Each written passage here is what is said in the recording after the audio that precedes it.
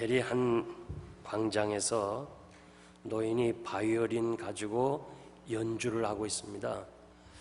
요즘도 유럽에 가면 그런 광경을 자주 보는데요.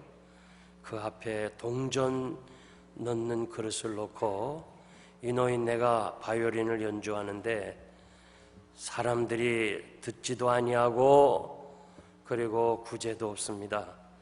그래서 지쳐 있을 때 길 가던 한 중년 신사가 그 바이올린을 달라고 하면서 잠시 빌려달라고 하면서 연주를 하기 시작했습니다.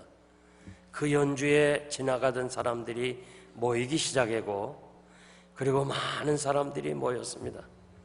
그 연주에 감동을 받아가지고 동전 넣는 그릇에 지폐가 가득히 찼습니다. 그 연주를 듣는 사람들 중에 한 사람이 저분은 당대에 세계적으로 가장 유명한 이태리 출신 파가니니 선생이라고 그렇게 부르게 되었습니다. 같은 이 악기였지만은 세계적인 연주가 그 파가니니가 연주할 때 놀라운 음악을 이렇게 선사할 수가 있었습니다. 누가 쓰느냐에 참 대단히 중요합니다. 때는 저물어가고 장소는 빈들이고 배고픈 군중은 남자만 5,000명인데 가지고 있는 현실은 오병이요 정말 가치가 없는 것입니다. 5,000명의 오병이어라 무슨 소용이 있겠습니까? 그런데 우리 주님의 손에 들려지니까 결국 남자만 5,000명을 먹고도 12강주를 남기는 기적을 베풀었습니다. 쓰이는 축복입니다. 세계 역사 속에 무엇인가 위대한 일을 한 사람들은 다 누군가가 써주었기 때문에 그렇습니다. 무엇보다도 하나님의 손에 들려 쓰임받는 사람들은 위대한 일을 할 수가 있습니다. 사도 베드로를 한번 생각해 보세요. 배운 것도 없고 인격도 부족하고 또 성격도 좋은 것 아니지만 주님이 쓰시니까 주님이 사용하시니까 그는 위대한 사도가 되었을 뿐만 아니라 전 세계 캐톨릭 교인들이 존경하는 제1대 교황이 되었고 지금도 베드로라는 이름이 너무도 많이 이 이름을 짓는 사람들이 있습니다. 하나님은 어떤 사람을 선택하여 쓰실까? 이것이 궁금한데요. 에레미야 선지자는 선지자를 향해서 내가 너를 복중에 짓기 전에 너를 알았고 내가 태어나기 전에 너를 구별하였고 너를 열방의 선지자로 세웠다고 그랬습니다. 태어나기도 전에 하나님이 그렇게 작정했다고 그랬습니다.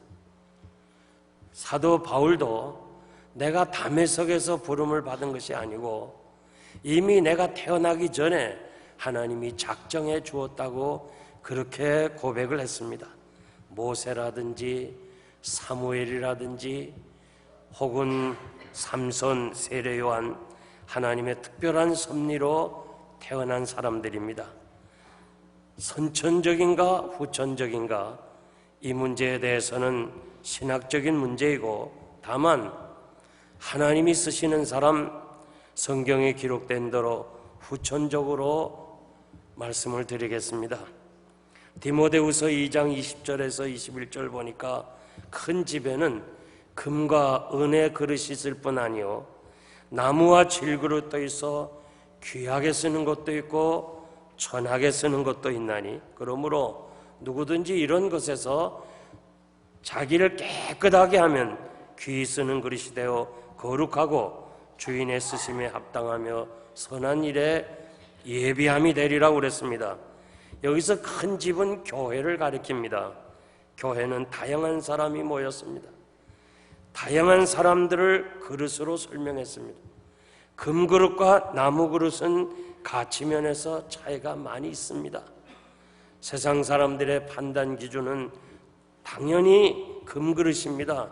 배운 것 많고 잘생기고 모든 것이 소유가 넉넉하고 재능이 많은 사람, 금그릇 같은 사람이 있습니다. 그런데 하나님의 가치 판단은 다릅니다. 깨끗한 그릇, 무엇으로 만들었는가, 크기가 어떠한가, 그런 데 관심이 있는 것이 아니고 오직 하나님이 요구하는 건 딱 하나예요. 깨끗한 그릇, 내가 거룩하니 너희도 거룩하라. 구약에 보면 하나님께서 이 인간편에 오실 때에 한 가지 요구를 했어요. 거룩으로 자신을 깨끗하게 준비하라고 그랬습니다. 구약에서 제사 드리는 제사장은 이마에 띠를 띄었는데 거기 보면 성결이라는, 여호와께 성결, 거룩이라는 단어를 쓴 띠를 띠고 있었습니다. 어떻게 사는 것이 거룩하게 사는 것인가? 하나님이 우리 안에 계셔서 나의 삶을 주장하시고 나의 삶을 통해서 하나님의 나라가 증거되고 하나님의 성품을 보여주는 것입니다. 날마다 말씀을 묵상하고 그 말씀의 지배를 받고 말씀이 가라는 곳에 가고 하라는 곳에 하는 것, 그것이 바로 거룩한 삶입니다. 오늘 본문에 보면 여러 날 후에 행장을 준비하여 예루살렘에 올라갈 때 한 오랜 제자 구브로 사람 나손을 데리고 가니 이는 우리가 그의 집에 유하려 함이니라. 나손에 대해서 딱 두 절 말씀 성경에 기록되어 있고 다른 데에 기록되어 있지 않습니다. 그래서 잘 잊혀지고 기억되지 않는 인물 중에 하나가 나손입니다. 우리가 알고 있는 것은 그저 구브로 사람 하면 바나바를 생각하게 돼요. 구브로 출신의 또 한 사람 나손이 있었습니다. 그를 향해서 그의 모든 생애를 통해서 한마디로 요약을 했는데 오랜 제자라고 그랬습니다.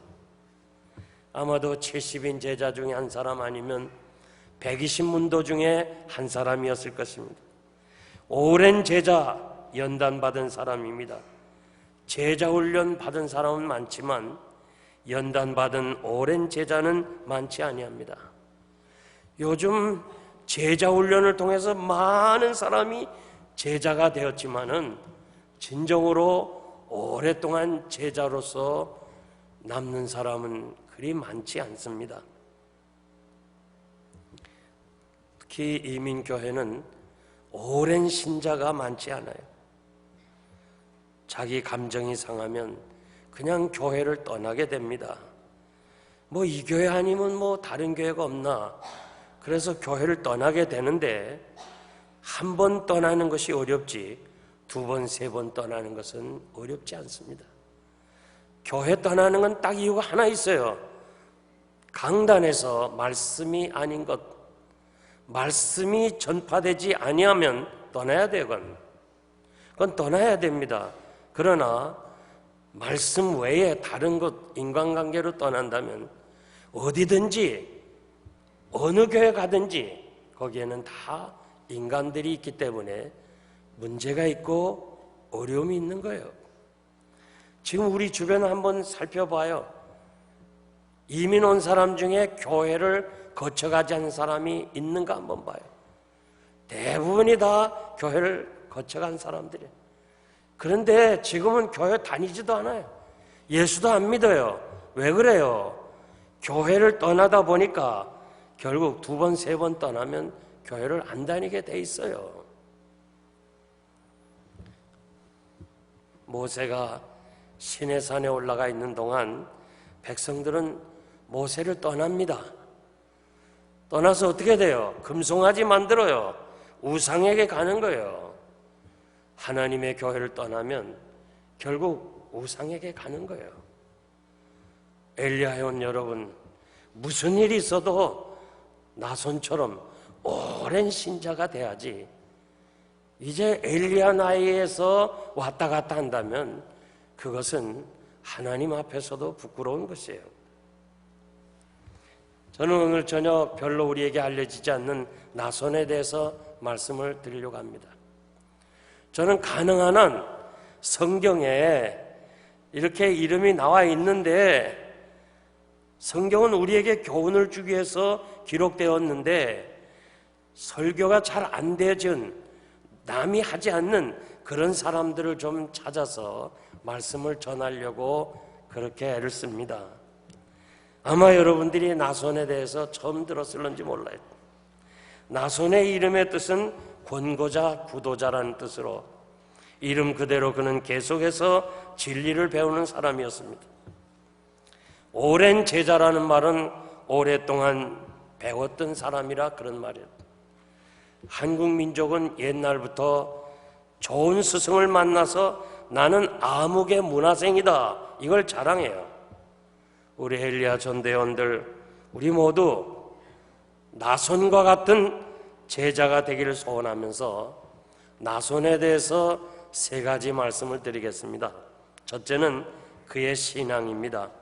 나손은 오랜 제자라고 말씀에 기록되어 있습니다. 언제부터 제자가 되어 있는지 성경에 기록이 없기 때문에 말씀을 드릴 수는 없습니다. 그런데 중요한 것은 사도 바울이 지금 예루살렘에 올라갑니다.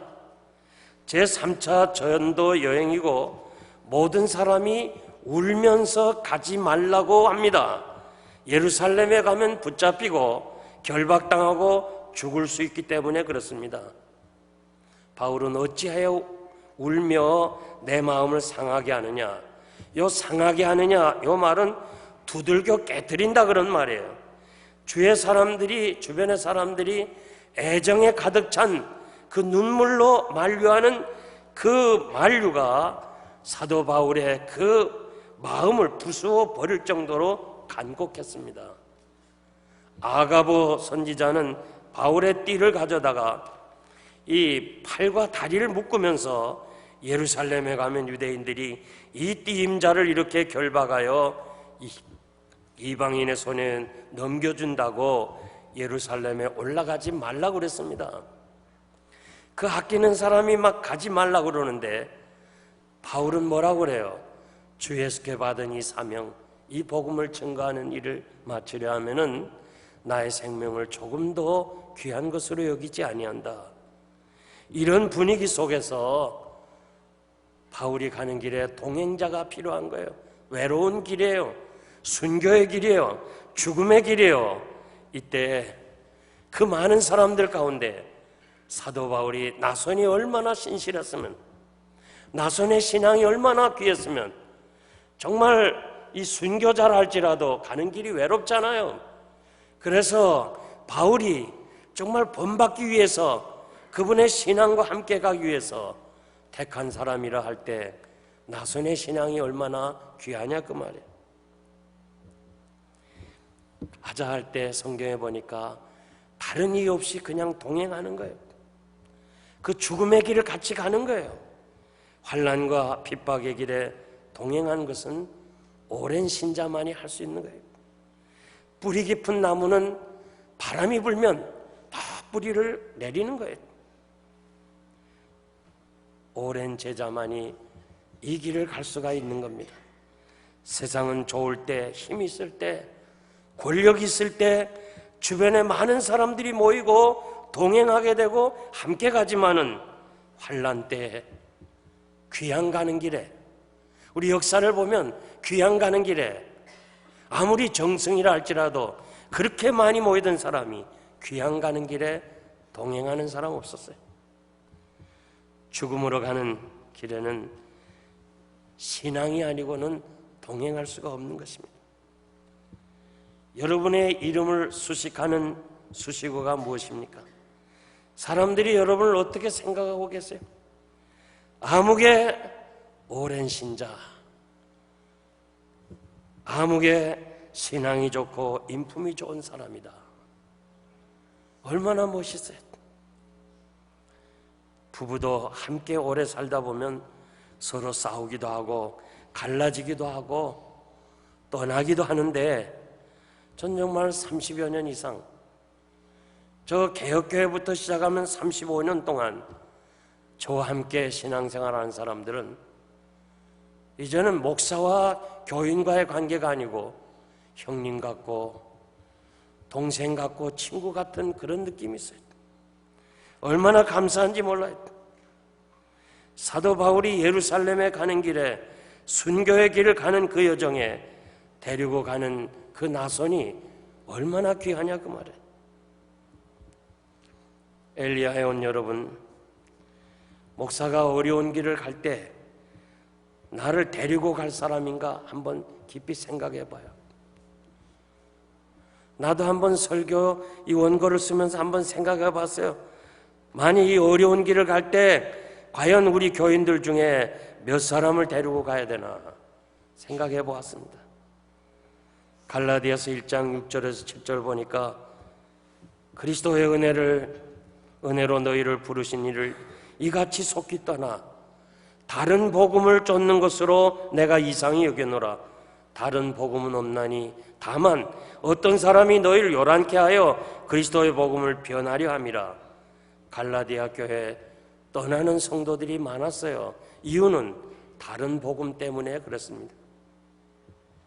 한국 교회가 일본 식민지 하에서 그리고 6.25 동란을 겪으면서 민족의 등불이었어요. 희망이었어요. 그래서 믿는 사람이든 믿지 아니하는 사람이든 이 나라의 소망은 교회밖에 없다고 그렇게 외쳤던 것을 나이 드신 분은 잘 알 거예요. 그런데 왜 이렇게 한국 교회가 자꾸 이렇게 주저앉아 있어요? 왜 자꾸 줄어가고 있어요? 이유는 세상에 빛이 되지 못하기 때문에 그래요. 하여간 문제가 있어서 신문에 혹은 뉴스에 등장하는 사람들 보면 거의 대부분 집사 장로예요. 지금 요즘 또 한국에 아주 시끄러운 사건이 하나 벌어졌는데 경남 기업을 이끈 회장이에요. 이분이 자살을 했어요.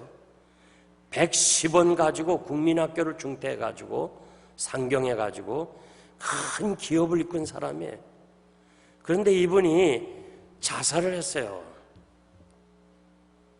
그런데 보니까 장로요, 장로가 자살했어요. 얼마 전에 큰 교회에서도 또 장로가 자살했어요. 그저 부정부패에 연루된 사람들 보면 전부 장로 집사예요. 저는 이것이 결국 오늘 한국 교회를 어렵게 만드는 이유 중에 하나예요. 왜? 다른 복음을 전하기 때문에 그래요. 자살하면 지옥 가요. 근데 자살하면 지옥 간다고 이 복음을 전해야 되는데 전하지 않는 거예요. 그러니까 이 장로가 자살하니까 평신도도 따라서 할 수 있죠. 자살하면 회개할 기회도 없어요. 난 이 방송을 듣는 많은 사람들이 이 자살은 지옥 간다고 그렇게 힘주어 말씀드리고 싶어요. 어떻게 하나님이 주신 생명을 우리 스스로가 포기해요?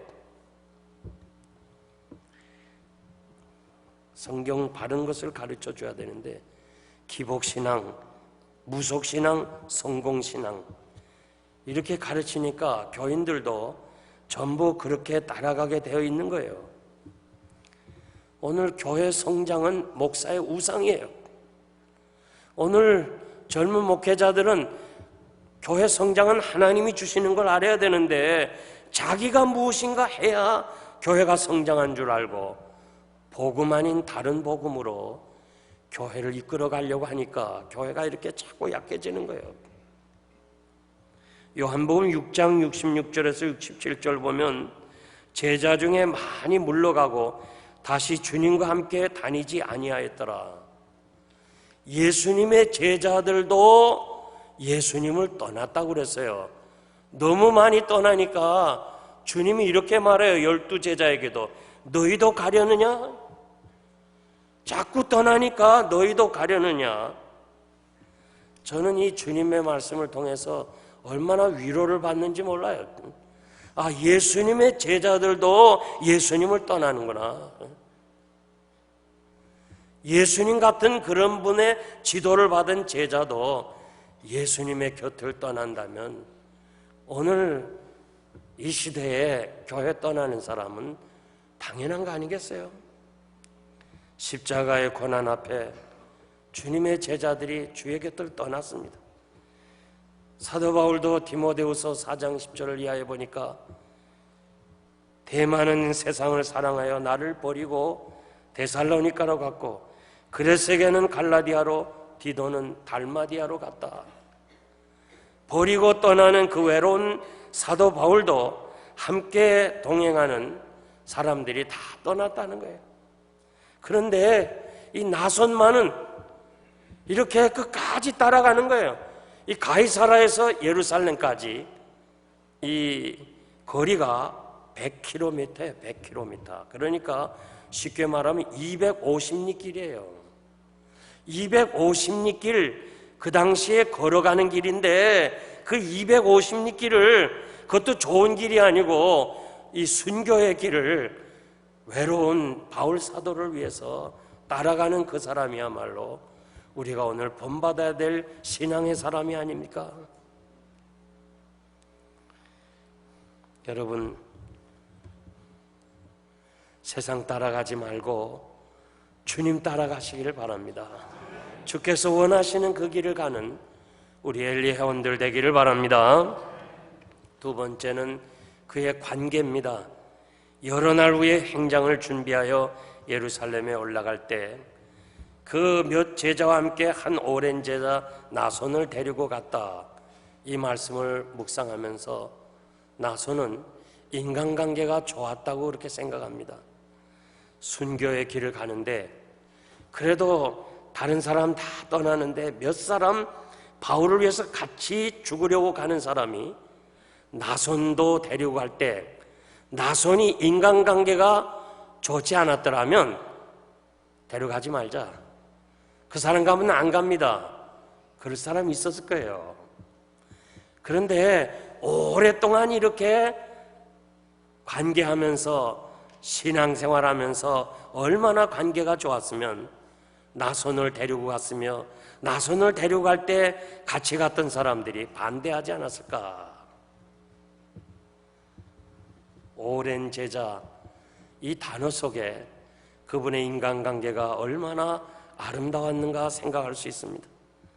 우리가 사는 사회는 혼자 살 수가 없는 거예요. 우리라는 이것이 사회입니다. 개인보다는 우리는 누구의 아들, 아버지, 혹은 회사 직원, 영생교회 목사, 이렇게 부르잖아요. 우리가 혼자 사는 게 아니에요. 우리는 관계를 가지고 살아야 되는데, 그렇다면 좋은 관계를 가지고 살아야죠. 서로에게 용기와 기쁨을 주고 희망을 주는 관계. 그저 만나면 다 좋고 헤어지면 또 만나고 싶고 그런 관계를 가지고 살아가는 것이 성도들의 삶의 자세입니다. 인간관계 때문에 스트레스를 얼마나 많이 받아요.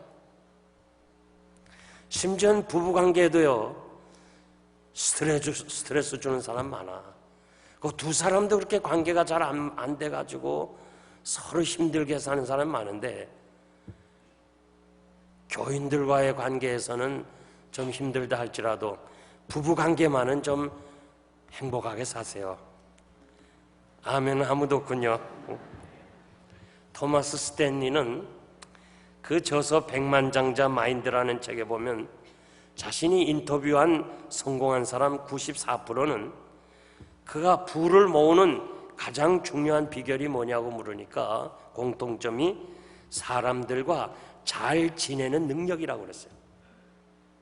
성공한 사람들의 100명을 놓고 보면 94명이 잘 이웃과 협력하는 능력이라고 그랬어요. 하버드 대학의 위칸 박사는 직장이나 가정이나 혹은 사회생활 각 분야에서 실패한 사람들을 조사해 보니까 왜 실패했느냐? 교육을 못 받거나 전문 지식이 없어서 실패한 게 아니고 인간관계가 실패했다. 지식이 없어서 교육을 받지 못해서 실패한 사람은 15%고 인간관계가 잘못돼서 실패한 사람이 85%랍니다. 어떻게 하면 인간관계를 잘할까? 하나님과의 관계가 바로 돼야 돼요. 아멘입니까? 하나님과의 관계가 바로 되어야 사람들과의 관계가 바로 되는 거예요.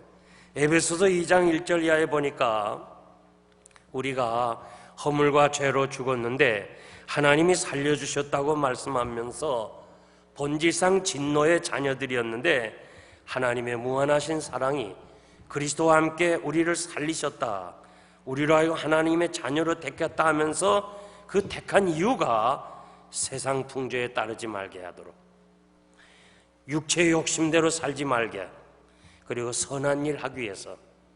그러니까 하나님이 우리를 부르신 것이 딱 세 가지의 이유가 이 세상 풍조 따르지 말고, 욕심 부리지 말고, 선한 일 하기 위해서. 우리 부르심 받은 요 삶대로만 살면 인간관계 좋아요. 욕심 안 부리는데 누가 뭐라고 그랬어요? 선한 일 하는데 누가 뭐라고 그랬어요? 항상 우리는 하나님의 관계 잘해야 되고, 그리고 인간관계, 이웃관계를 잘해야 돼. 하나님 앞에서 오랜 제자는 사람들 앞에서도 오랜 친구가 될 거예요. 로마서 12장 15절 이하에 보니까 즐거워하는 자들로 함께 즐거워하고 우는 자들로 함께 울라. 서로 마음을 같이하여 높은 데 마음을 두지 말고 도리어 낮은 데 처하며 스스로 지혜 있는 채 하지 말라. 아무에게도 악을 악으로 갚지 말고 모든 사람 앞에서 선한 일을 도모하라. 할 수 있거든 너희는 서로 평화하라. 원수 갚지 말고 하나님께 맡기라. 원수가 주려거든 먹을 것 주고 목마르거든 마실 것 주라. 얼마나 귀해요. 엘리야 회원 여러분, 하나님의 말씀대로 살면 인간관계 좋아집니다. 너희가 다 마음을 같이하여 서로 동정하며 서로 형제를 사랑하며 불쌍히 여기고 겸손하고 악을 악으로 욕을 욕으로 갚지 말고 도리어 복을 빌어주라.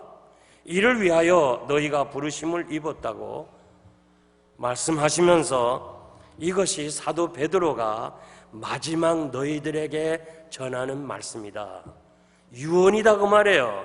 베드로전서 3장 8절에서 9절 말씀이에요. 어떻게 하든지 가서 서로 동정하고 서로 불쌍히 여기고 겸손한 마음 가지고 악을 악으로 욕을 욕으로 갚지 말고 도리어 복을 빌어주라, 축복해주라. 축복하면서 사시기를 바랍니다. 마지막으로 그의 섬김인데 나손을 데리고 가니, 이 말씀은 칼빈은 데리고 갔다 그렇게 해석을 했어요. 그런데 벵겔이라든가 메이어 같은 주석자들, 이 사람들 다 유명한 사람인데 나손의 집에 우리를 데려다 주었다, 단어를 그렇게 해석할 수 있어요. 그래서 공동번역을 보니까 가이사라의 신도 몇 사람이 같이 가서 오래전부터 신도가 된 나손의 집에 데려다 주었다, 그렇게 번역을 했습니다. 어떻게 하든지 간에 나손의 집은 옛날부터, 그의 집은 오픈해서 많은 성도들이 사용하게 했습니다. 자신의 집에 다른 사람이 와서 유숙한다는 거 쉬운 일 아니에요. 여러분 다 알잖아요. 차라리 돈을 줘서 모텔이나 이런 데 모시지 자기 집에 모시기 힘들어요. 그런데 나손은 그 집이 예루살렘에 있는데도 저 가이사라까지 250리나 거리가 된 거기까지 예루살렘에 가면 나손의 집에 갈 수 있다. 얼마나 좋아요. 우리 영생교회가 정말 우리 박한용 장로님 집을 많이 사용했어요. 여러분들이 그걸 잊어서는 안 돼요. 이 교회가 어렵고 힘들고 건물이 없을 때 무슨 회의는 해야 되고 미국 교회에서는 쓰지 말라 하면 항상 박한용 장로님 댁을 이용했어요. 저는 우옥기 권사님께 감사드려요. 정말 감사드려요. 한두 번 오는 것도 아니고 그렇게 자주 우리가 가서 그 집에서 식사도 대접받고 그 다 그 섬김을 여러분은 모른다 할지라도 저는 기억하고 있어요. 그런 헌신된 사람들, 섬김의 사람이 있었기 때문에 오늘 이 교회의 아름다움이 있는 거예요. 성경에 보면 섬긴다는 말이 300번 이상 나와요. 그런데 제일 중요한 게 섬긴다는 단어를 하나님을 향해서 썼어요. 예수님도 사탄에게 하나님을 경배하고 섬겨야 된다. 섬기는 단어를 하나님을 사용했어요. 그 다음에 왕에게 할 때 이 단어를 썼어요. 주인에게 할 때 이 단어를 썼어요. 그런데 예수님은 내가 주와 선생이 되어서 너희들의 발을 씻긴 것처럼 너희도 서로 섬기라 하면서 주님은 높은 사람이 오히려 섬기는 사람이 되라. 그러니까 주의 길을 가는 우리들은 다 우리가 섬기는 자가 돼야 돼. 이 교회는 주님만이 주인이 되시고 우리 다 섬기는 사람이 돼야 돼요. 정말 우리 엘리야 회원들이 이 섬기는 자리에 내려갈 때 사랑받고 존경받고 정말 모든 사람들에게 인정받는 신실한 하나님의 사람이 될 줄 믿습니다. 우리가 섬기려면 우리 삶을 바꿔야 됩니다. 변화해야 합니다. 아직도 내 자신을 위해서 자기 욕심이나 자기 인정받기를 원하고 자기 주장을 좋아한다면 섬길 수가 없어요. 자아가 깨어져야 돼요. 자아가 죽어야 돼요. 그래서 갈라디아서 2장 20절 보면 내가 그리스도와 함께 십자가에 못 박혔나니 그런즉 이제는 내가 산 것이 아니고 내 안에 그리스도께서 사신 것이라. 내가 죽고 내 안에 그리스도가 살아야 이 변화된 삶을 통해서 우리가 섬길 수가 있는 것입니다. 우리의 정과 욕심을 십자가에 다 못 박고 섬기는 사람이 돼야 돼. 다윗이 인구조사의 교만으로 징계를 받게 될 때 그는 아라우나의 타작마당을 빌려서 하나님 앞에 번제의 회개의 제물을 드리려고 합니다. 그럴 때 아라우나는 이렇게 말해요. 왕이 우리 집에 와서 이렇게 번제단을 쌓으니까 이 제단을 사용하시고 모든 기구 사용하시고 소도 다 그냥 잡아서 들이세우고서 할 때 다윗이 뭐라고 그랬어요? 아니다. 하나님께 드리는 거는 그냥 드리는 게 아니야. 내가 사겠다. 땅도 사고 그 번제물 드리기 위해서 땅도 사고 그리고 제물도 사고 사서 드렸어요. 값없이 하나님께 드리지 않는다는 거, 섬김은 희생이 있어야 되는 거예요. 엘리야 회원 여러분, 여러분이 지금까지 어떻게 살아왔습니까? 남을 위해 살아왔습니까? 남을 배려하면서 섬기면서 살았습니까? 저는 오늘 민영춘 장로님의 기도를 뒤에서 들으면서 가슴이 뭉클했어요. 야, 정말 어느 세월에 이렇게 세월이 갔나.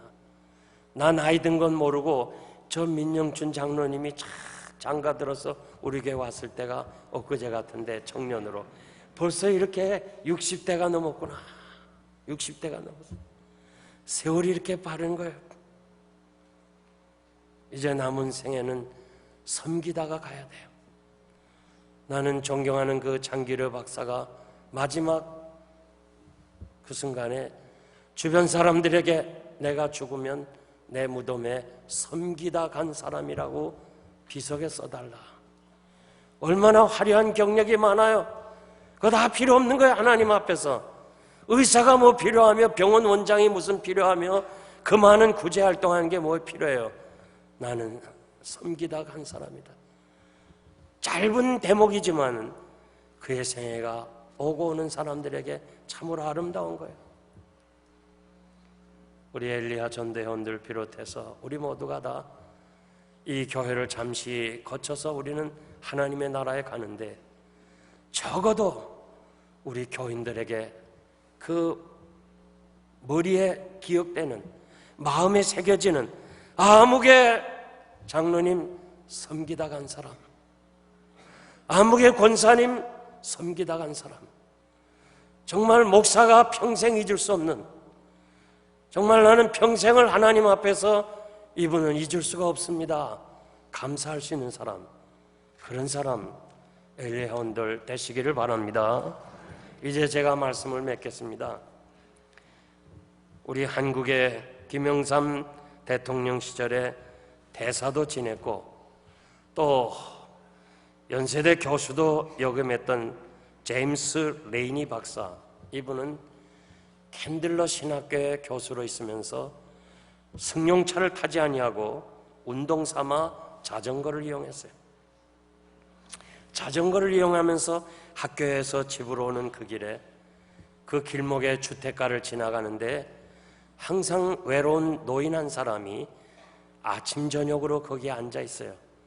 너무 보기가 외로워서 이 레이니 교수는 가다가 잠시 인사하고 그리고 대화를 좀 해주고 또 오면서 이 외로운 노인은 레이니 교수가 지나가는 그 시점에 또 벤치에 앉았다가 그를 맞이하는 거예요. 그러면서 같이 대화를 하는 거예요. 세상 돌아가는 얘기, 그리고 신앙에 대한 이야기. 이러면서 아침 저녁으로 그 레이니 교수는 이 외로운 노인과 같이 대화를 했는데 어느 날 아침에 학교로 가는데 있어야 할 노인이 없는 거예요. 그래서 이상하다 하면서 돌아올 때 다시 만나려고 가보니까 역시 그분이 안 계시는 거예요. 이상하다, 어떻게 됐나. 그 집에 집을 찾아 문을 들으니까 이분이 세상을 떠났다는 거예요. 그래서 참 너무너무 아쉬웠어요. 참 이런 귀한 노인하고 같이 대화를 했는데 그만 그분이 세상을 떠나서 그 다음에 장례식에 참석해 보니까 그 노인네가 코카콜라 회사 회장이었어요. 그러면서 그 비서를 통해서 유언장을 썼는데 레이니 박사에게 2년 동안 외로운 나에게 길동무가 되어주고 그리고 참 많은 대화의 유익을 줬다면서 25억 불을 유산으로 남겼어요.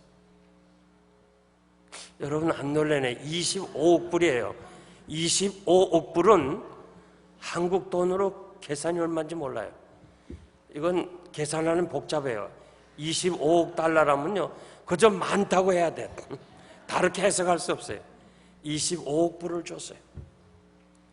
이 레이니 교수는 이렇게 귀한 돈을 가치 있게 써야 된다 하면서 그는 자기가 가지지 아니하고 결국 이것을 학교에다가 기증했어요. 에모리 대학에 기증했어요.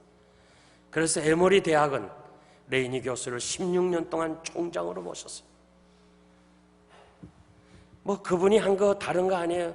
외로운 사람에게 이 작은 일 대화를 해주고 위로해주고 그와 함께 교제한 것으로 인해서 그분의 큰 위로를 받은 거예요. 나손 뭐 그렇게 크게 한 거 아니에요. 외로운 노사도에 가는 길에 동행을 해주었어요. 그리고 그가 있는 집을 잠시 빌려서 유숙하게 해줬어요. 그것이 전부 다예요. 그런데 글쎄 그의 이름이 성경책에 기록되지 않았어요. 세상에 지구촌에 태어난 사람 치고 성경에 이름이 기록된 사람만큼 위대한 사람이 있어요. 나소는 한 것이 아무것도 없었어요. 그러나 자기 할 수 있는 위치에서 자기가 가진 것 가지고 그는 조그만 일을 했는데 하나님은 그의 이름을 성경책에 기록해서 오늘 우리가 이 저녁에 엘리야 전도 회원들이 나손을 본받기 위해서 말씀을 상고하지 않아요? 인생은 빨라요. 인생은 70이고 건강하면 80이라고 그랬어요. 건강하면 80이라고 그랬어요. 너무너무 빨라요. 우리 성도님 한 사람 이발사 그 얼마 전에 그는 아내가 좀 아프다고 그래서 제가 병원에 갔더니 아내를 간호하더니 글쎄 이분이 갑자기 암으로 이제는 마지막 호스피스에 서 있어요. 제가 어제 신방하면서 막 눈물이 나는 거예요. 아, 이렇게 인생이 빨리 지나는구나. 이렇게 가버리는구나. 정말 이렇게 허무하구나. 너무너무 빨리 가는 거예요. 여러분 스스로 한번 생각해 봐요. 나 이렇게 대충 보니까 지금 여기 다 내 생각으로는 다 젊은이들이었어요. 다 젊은이들. 우리 중국 집사님도 벌써 엘리야 회원이요. 난 놀랐어요. 이게 다 젊은이였어요.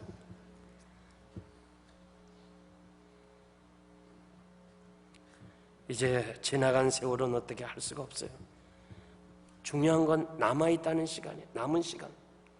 이 남은 시간은 정말 소중하게 사용해야 돼요. 엘리야에게 필요한 거 돈이 아니에요. 권력도 아니고 명예도 아니에요. 내가 존재해야 될 이유가 무엇인가 알아야 돼요. 목적 있는 삶을 살아야 돼요. 삶의 목적과 의미가 분명한 사람은 아우슈비츠 수용소 같은 곳에서도 살아남았어요. 그 아우슈비츠 수용소에 들어오는 그 순간에 사람들은 다 삶을 포기하는 거예요. 이제 빨리 죽고 늦게 죽는 것만 남았지 이제는 살 소망이 없다는 거예요. 희망이 없다는 거예요. 다 주저앉았어요. 그런데 그 힘들어하는 사람들을, 자기도 죽어가야 할 사람이지만 그 힘들어하는 사람들을 위해서 만나서 위로해주고, 자기가 배급받는 빵 그것도 모자라는데, 자기 먹기도 모자라는데 그것을 다시 자기는 안 먹으면서 배고파하는 그 동료들에게 빵을 주면서 먹으라 하고, 그러면서 3년 동안 그 희망이 없고 좌절하고 가스실을 기다리는 그 형제들에게 희망을 돋아주면서 그 같이 가서 위로해주고 손잡아주고 기도해주면서 격려했던 그 한 사람, 그분은 결국 3년 만에 잡혀온 모든 동료들은 다 가스실로 가서 죽었지만 그는 살아남아서 그 아우슈비츠의 그 수용소에 어려웠던 일들을 책으로 써서 전 세계 사람에게 알려준 유대인 정신과 의사 프랑클입니다. 우리는 나그네입니다. 여기는 연구한 도성이 아닙니다. 나그네와 시민은 달라요. 시민은 여기 사는 거예요. 나그네는 사는 것보다 이루어야 할 목적이 있어요. 이 목적을 이루지 못하면 나그네는 고향에 돌아갈 수가 없는 거예요. 여러분들은 나그네예요. 히브리서 11장에 보면 믿음으로 산 사람들은 나그네라고 그랬어요. 우린 여기 거주자가 아니에요. 돌아가야 할 본향이 있어요. 집이 있어요. 그런데 우리가 이 땅에서 해야 될 이유가 있는 거예요. 목적이 있는 거예요. 왜 내가 지금 살고 있는가? 삶의 이유가 있기 때문에 하나님이 살려주신 거예요. 주님, 남은 생에 얼마가 되겠습니까? 주님만이 아시는데, 주님, 내가 부족하지만, 내가 아무것도 가진 거 없지만은 나를 사용해 주세요. 나의 신앙, 나의 이 가진 모든 거 주님이 쓰십시오. 그래서 남은 이 시간, 정말 이 짧은 시간 나도 하나님 앞에서 드려지는 삶을 살기를 원합니다. 오늘 엘리야 전대에 온 여러분들, 이 나손의 말씀을 통해서 여러분도 나손처럼 할 수가 있어요. 우리 모두도 할 수 있어요. 그래서 이 짧은 주어진 시간 정말 섬기다가 갈 수 있는 우리 온 교회가, 우리가 천국 갈 때 모든 사람이 좀 울면서 헤어질 수 있는 그런 사람이 돼야 돼요. 정말 부탁합니다. 당신이 없이는 우리 교회는 안 됩니다 하는 이런 헌신된 하나님의 사람, 오랜 제자, 하나님 앞에 쓰임받는 우리 엘리야 회원 그리고 여러분 되시기를 주의 이름으로 축복합니다. 기도하겠습니다.